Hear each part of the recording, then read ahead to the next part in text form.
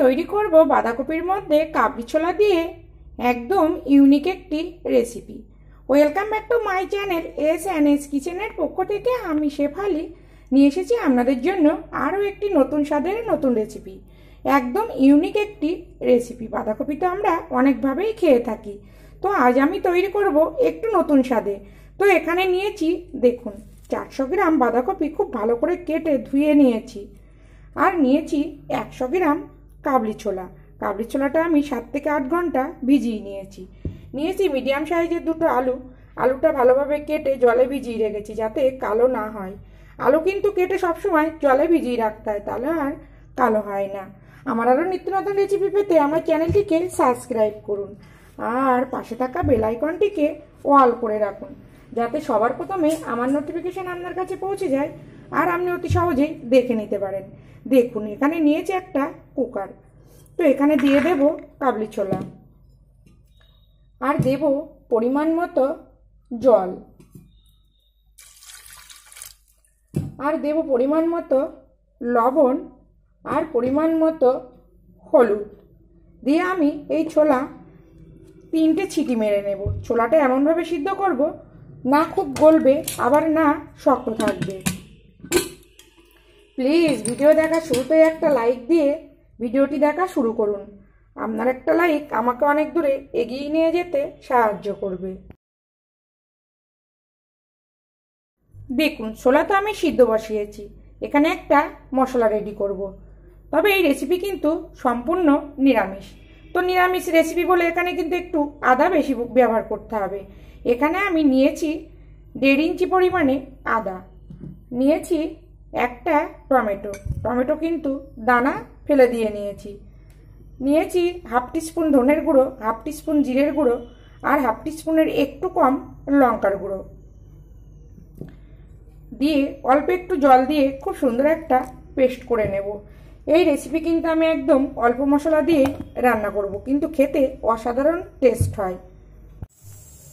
দেখুন প্রেসার কুকারে ছোলা আমার সিদ্ধ হচ্ছে আর অন্যদিকে একটা কড়া বসিয়ে কড়া গরম করে দিয়েছি পরিমাণ মতো রিফাইন তেল।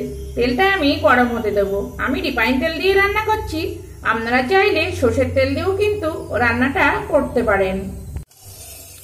দেখুন তেল গরম হয়ে গেছে, এখানে দিয়ে দেব পরিমাণ মতো লবণ আর পরিমাণ মতো হলুদ দিয়ে যে আমি আলুগুলো রেখেছি আলুগুলো ভেজে নেব। আলুগুলো মিডিয়াম ফ্লেম করেই ভাজবো যাতে একটু নরম হয়ে যায়। দেখুন আলুগুলো আমি 60% মতো সিদ্ধ করে নিয়েছি। এবার একটি পাত্রে তুলে নেব। আর আমার কিন্তু কাবলি ছোলাটাও সিদ্ধ হয়ে গেছে। দেখুন আলু তুলে নিয়ে এখানে কিছুটা তেল অ্যাড করেছি।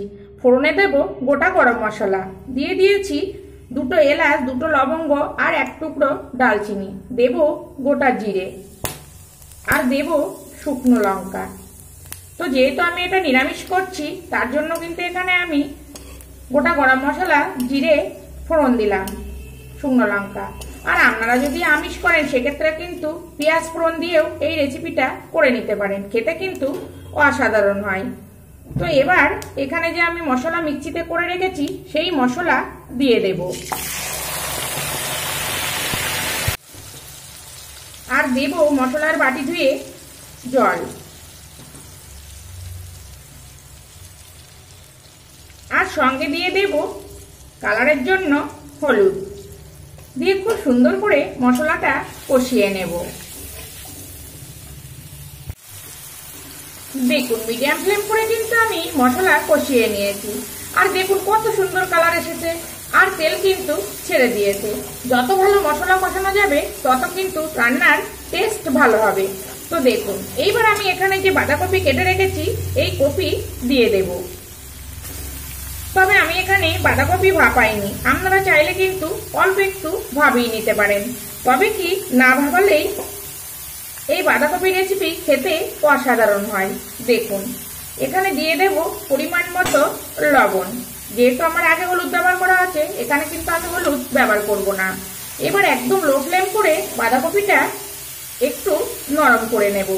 এখন কিন্তু আমি একটুও জল ব্যবহার করব না, যদি প্রয়োজন হয় পরে একটু জল ব্যবহার করব। শুধু চাপা দিয়ে দিয়ে নরম করে নিতে হবে।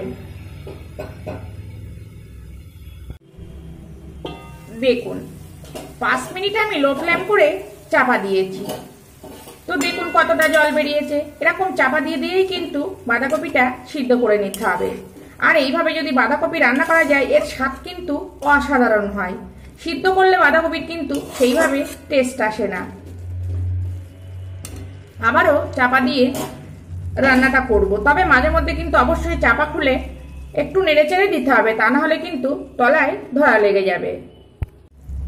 দেখুন এই পাতাকপি আমি মাঝে মধ্যে নেড়ে নেড়ে রান্নাটা করে নিয়েছি, আর 50% মতো কিন্তু আমার এই বাঁধাকপি সিদ্ধ হয়ে গেছে।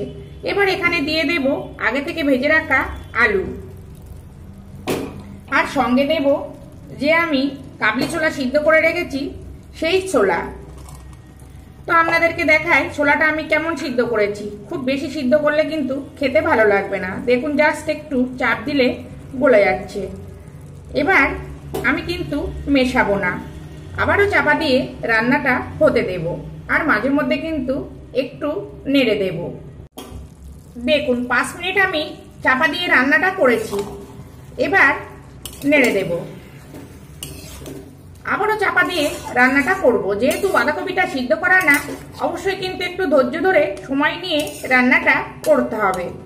আবারও চাপা দিয়ে দেব, চাপা দিয়ে দিয়ে পুরো রান্নাটা করে নেব। অবশ্যই কিন্তু মিডিয়াম ফ্লেম করে রাখতে হবে। দেখুন আলু কিন্তু গলে এসেছে, দেখুন পুরো কিন্তু আলু গলে গেছে। এবার এখানে দিয়ে দেব স্বাদটা বাড়ানোর জন্য পরিমাণ মতো চিনি। যেহেতু নিরামিষ রেসিপি অবশ্যই কিন্তু একটু চিনি দিতে হবে। আর আমি লবণও চেক করে নিয়েছি, লবণও ঠিক আছে। তো এই পর্যন্ত আমার নতুন বন্ধু পুরনো বন্ধু যারা আমাকে পাশে থেকে সাপোর্ট করছেন তাদেরকে অসংখ্য অসংখ্য ধন্যবাদ এভাবে পাশে থেকে সাপোর্ট করার জন্য। আর যারা সাধারণ দর্শক আমাকে সাপোর্ট করে সামনে এগিয়ে নিয়ে যাচ্ছেন তাদেরকেও অসংখ্য ধন্যবাদ এভাবে সাপোর্ট করার জন্য। দেখুন এইভাবে নেড়ে আবারও চাপা দিয়ে দেব। আমার কিন্তু মোটামুটি রান্না হয়ে গেছে, আর একটুখানি বাকি আছে। তো আমি আবারও 3 মিনিট মতো মিডিয়াম টু লো করে রান্নাটা করে নেব। দেখুন আমি খুব ধৈর্য ধরে রান্নাটা করে নিয়েছি, আর দেখতে দেখুন কত সুন্দর হয়েছে। খেতেও কিন্তু অসাধারণ হয় এই কাবলি ছোলা দিয়ে বাঁধাকপি। তবে আপনারা এটা বাঁধাকপি চানাও কিন্তু নাম দিতে পারেন। তো আপনারাও এভাবে বাড়িতে তৈরি করুন কিছুটা কাবলি ছোলা আর অল্প বাঁধাকপি দিয়ে সুন্দর একটা রেসিপি। তো এটা যদি না তৈরি করে খান তা আপনারা বুঝতেই কিন্তু পারবেন না যে এই রেসিপি খেতে কত সুন্দর। আর এই বাঁধাকপি দিয়ে চানা এ কিন্তু ভাত, রুটি, পরোটা, নানের সঙ্গে খেতে অসাধারণ লাগে। দেখুন তো আমি দিয়ে দিলাম কিছুটা ধনেপাতা, আবার একটু মিশিয়ে আমি ঠিক 5 মিনিট মতো চাপা দিয়ে রাখবো, তারপরে পরিবেশন করব। তো আমি পরিবেশন করব রুটির সঙ্গে, আপনারা চাইলে ভাতের সঙ্গেও কিন্তু পরিবেশন করতে পারেন। তো দেখতে দেখুন কত সুন্দর হয়েছে। তো আমি আবার ফিরে আসবো নতুন কোনো রেসিপি নিয়ে। সবাই ভালো থাকবেন, সবাই সুস্থ থাকবেন।